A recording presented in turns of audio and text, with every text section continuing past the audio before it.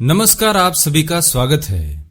प्रत्येक मनुष्य अपने घर में एक छोटा सा पूजा घर अथवा मंदिर अवश्य बनाता है, जिसके अंदर वह अपने सभी प्रिय देवी देवता तथा उनसे जुड़ी महत्वपूर्ण चीजें श्रद्धा भाव के साथ रखता है। वह अपने मंदिरों में देवी देवताओं की तस्वीरें, पूजा पाठ का सामान इत्यादि चीजों को भी रख देता है। परंतु हमारे शास्त्रों में मंदिर के अंदर कुछ चीजें रखना जितना फलदायक होता है, उतना ही कुछ चीजों का रखना अमंगल और अशुभ होता है। ये कुछ वस्तुएं ऐसी होती है जिनसे घर में नकारात्मकता बनी रहती है और लड़ाई झगड़े, क्लेश और नुकसान ही नुकसान होता है। आज हम जानेंगे ऐसी ही अशुभ चीजों के बारे में जिन्हें कई लोग जाने अनजाने में घर के मंदिर में रख देते हैं। अगर आपके भी मंदिर में ऐसी चीजें रखी हुई है तो उन्हें तुरंत हटाकर किसी दूसरे स्थान पर रख दे, लेकिन पूजा घर में भूल से भी ना रखे। लोग ऐसा इसलिए करते हैं क्योंकि उन्हें लगता है ये चीजें धार्मिक है और इनकी भी पूजा की जानी चाहिए। भगवान श्री कृष्ण कहते हैं, कलयुग में मनुष्य कुछ अशुभ चीजों को धार्मिक मानकर उनकी पूजा करेंगे, जिसे शास्त्रों में वर्जित माना गया है। भगवान श्री कृष्ण ने इसकी भविष्यवाणी पहले ही की हुई थी कि कलयुग में मनुष्य अधार्मिक और अशुभ चीजों की भी पूजा करेंगे। तो चलिए जान लेते हैं हमें हमारे पूजा घर में कौन सी चीजें रखनी चाहिए और कौन सी नहीं। यदि आप चैनल पर नए हैं तो इसे सब्सक्राइब कर लीजिए ताकि आपको ऐसे आध्यात्मिक जानकारी वाले वीडियो देखने को मिल सके। साथ ही वीडियो को लाइक करना ना भूलें। सबसे पहली बात, दीपक और धूपदान। भारत की परंपरा मिट्टी से जुड़ी हुई है, इसलिए मंदिर में पारंपरिक मिट्टी का दीपक अवश्य होना चाहिए। यदि आप मिट्टी का दीपक नहीं रख सकते हैं तो धातु के दीपक का उपयोग करें। यदि भगवान में आपकी आस्था ज्यादा हो तो आप उपला रखकर गुड़ और घी का धूप भी दे सकते हैं। ऐसा करने से घर में सुख शांति बनी रहती है। दूसरी चीज है स्वास्तिक।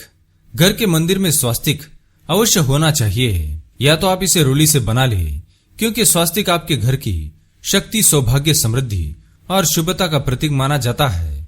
यही मुख्य कारण है कि कोई भी शुभ कार्य करने से पहले स्वास्तिक का चिन्ह अवश्य बनाया जाता है। तीसरी चीज है कलश।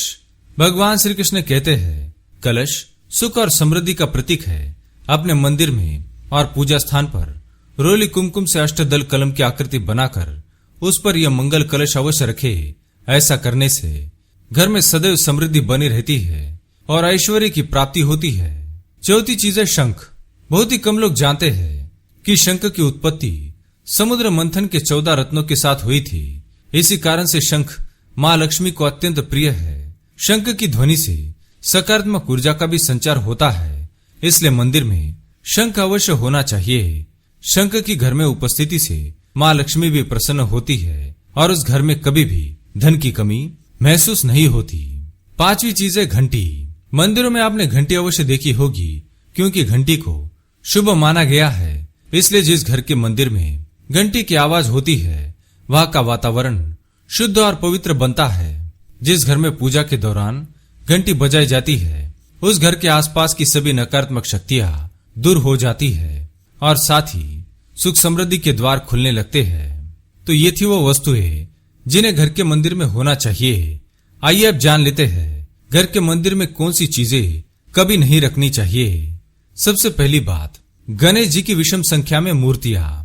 हमारे पूजा घर में कभी भी गणेश जी की मूर्ति 1, 3 अथवा 5 ऐसी विषम संख्या में ना रखे। अपने मंदिर में गणेश जी की केवल 2 मूर्तियां रखें, इसे शुभ माना जाता है। यदि आप अपने मंगल की कामना करते हैं तो गणेश जी की मूर्ति मुख्य द्वार पर अंदर की तरफ मुख करके लगाएं।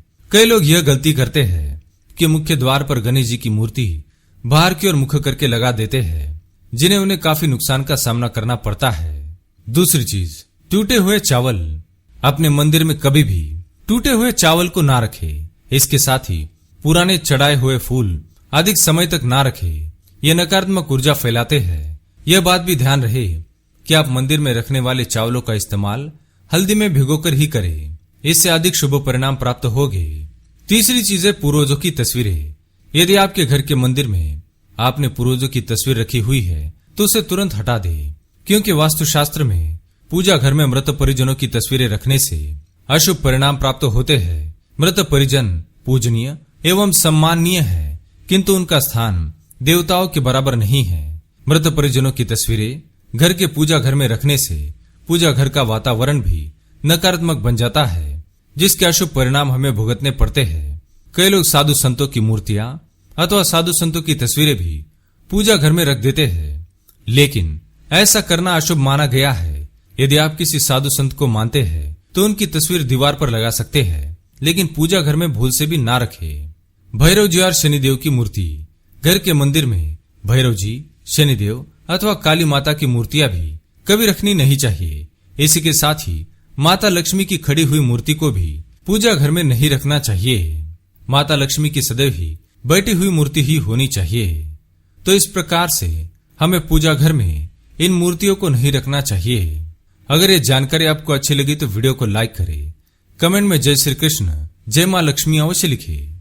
साथ ही चैनल को सब्सक्राइब करें। धन्यवाद।